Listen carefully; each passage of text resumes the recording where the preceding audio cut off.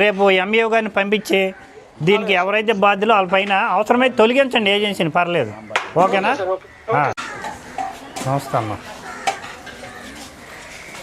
ఏంటమ్మా ఈరోజు మెను? గుడ్డుకూర సాంబారు. అమ్మ కొద్దిగా పలుసుకుందమ్మా సాంబారు.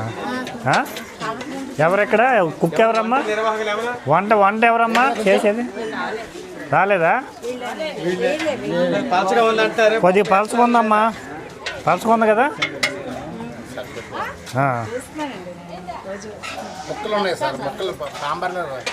అదే పప్పు పెరగాల, మొక్కలు ఉన్నాయి, ప్లస్ క్యారెట్ వేయాలమ్మా.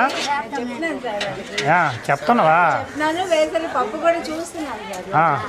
పర్ఫెక్ట్గా వేస్తున్నా అమ్మ. ఎన్ని కేజీలు వేసారమ్మా? ఎన్ని కేజీలు పప్పు వేసారమ్మా? ఎవరు వేసింది పప్పు ఈరోజు?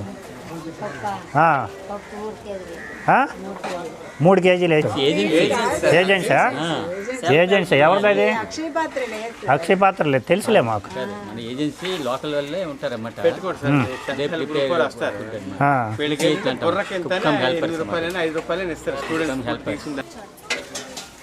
ఒక స్టూడెంట్కి ఎంత పప్పు వేయాలి మీకు తెలుసమ్మా? ఎంతమ్మా? 30 గ్రాములు. 30 గ్రాములు అంటే ఇప్పుడు 6 కేజీలు అవుద్ది కదా. అయితే మీరు 3 కేజీలు అయితే ఎలాగా? డిఓ గారు లిఫ్ట్ చేశారు.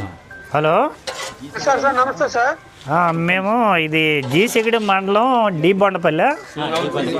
బొండపల్లి హై స్కూల్లో ఉన్నామండి. అవునవునవునవును. ఏంటంటే ప్రాబ్లం, ఇక్కడ 200 మంది స్టూడెంట్స్ ఉన్నారు. మనకి కందిపప్పు ఒక రోజుకి 30 గ్రాములు వేయాలి కదా. అంటే అప్పుడు 200 మందికి 6 కేజీలు అవుతుంది. కానీ వీళ్ళు 3 కేజీలే కందిపప్పు వేసారనమాట.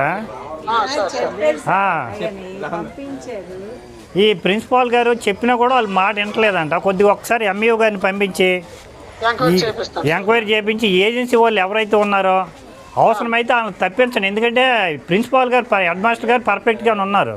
ఈ ఏజెన్సీ వాళ్ళు వాళ్ళ మాట వింటలేదు.